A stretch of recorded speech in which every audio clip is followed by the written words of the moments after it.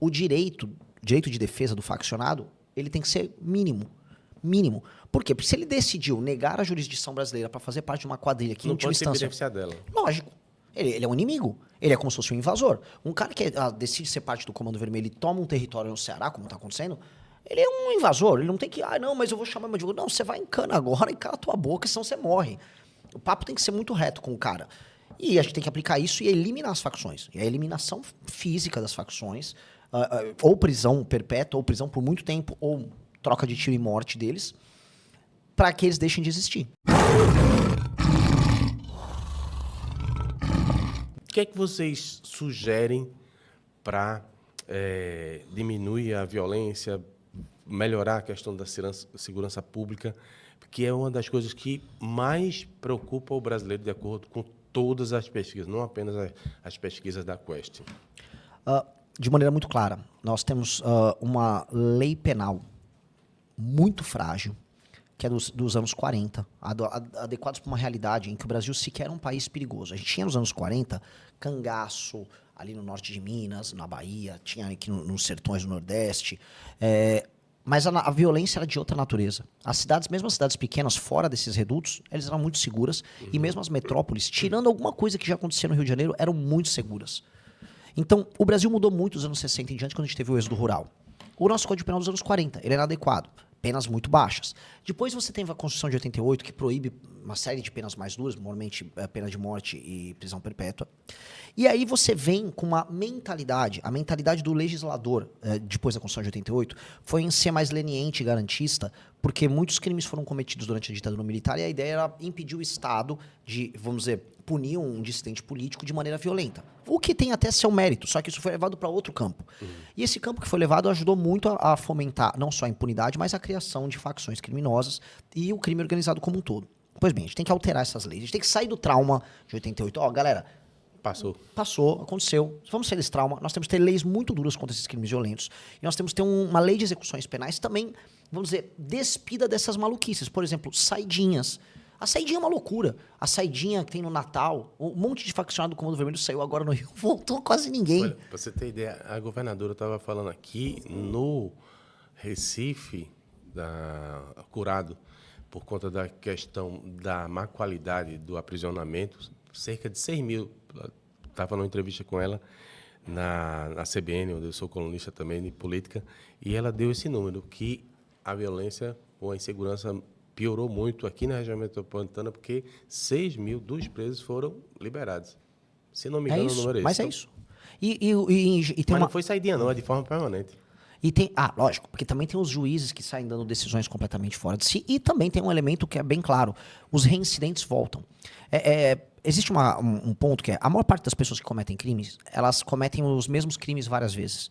Então, é um número pequeno de criminosos que cometem a maior parte dos crimes. E a gente incentiva isso porque a gente não pune como deveria o reincidente.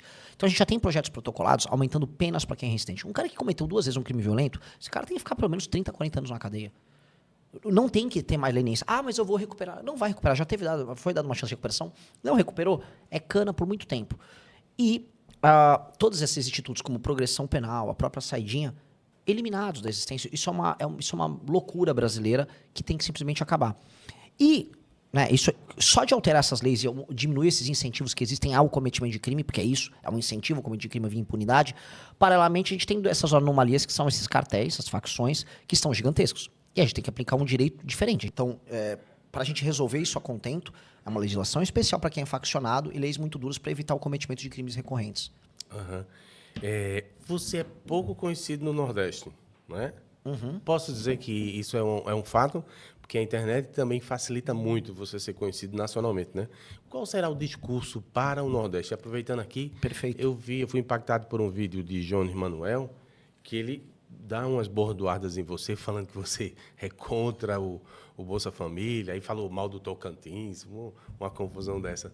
Tem o que para diferenciar a ação do seu partido para o Nordeste, que a gente tem que reconhecer, ainda é uma região que precisa se desenvolver, que precisa de apoio federal.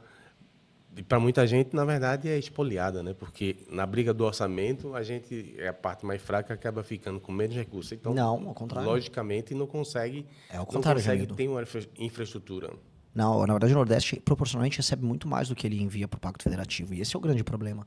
Porque ao você enviar pouco e receber muito, esse dinheiro que é recebido, ele se transforma em dinheiro utilizado pelas elites locais para ou roubar ou para gerar seus projetos de poder. Na verdade, quem paga uma parte da conta, infelizmente...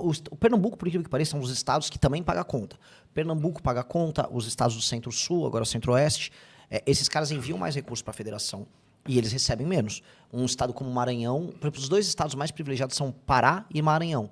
Esses estados recebem muito. Só que o desenvolvimento humano e o investimento não melhora lá. Então aí são problemas históricos, sociais. É um fosso. É um fosso. E é um fosso, acima de tudo, de corrupção. Curiosamente, né, essa parte sobre crescimento no Nordeste é muito interessante. A região que eu vou melhor nas pesquisas, especialmente nos trackings, é o Nordeste. Eu sou mais... as minhas intenções de votos no Nordeste são maiores do que as no Sudeste, por exemplo. E por uma razão muito clara, eu sou dos pré-candidatos o que mais fala sobre o Nordeste. Disparado. Só que eu falo do Nordeste de uma maneira muito original para alguém que não é daqui. Que eu não sou condescendente. Em geral, trata-se o nordestino na política como uma criança.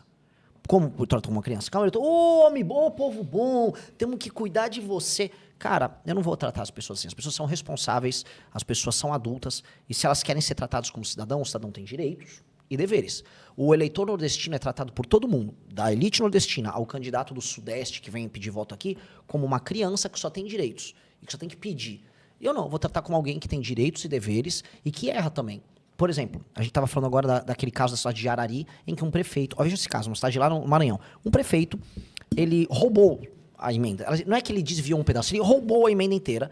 E aí ele elegeu um sucessor e após roubar a emenda inteira, ele resolveu virar um influencer para curtir o dinheiro que ele roubou. E aí ele casou com uma influencer de sexo, basicamente. E eles fazem vídeos e eles são gigantes nas redes sociais. E a população da cidade está achando lindo que aquela... filme adulto mesmo?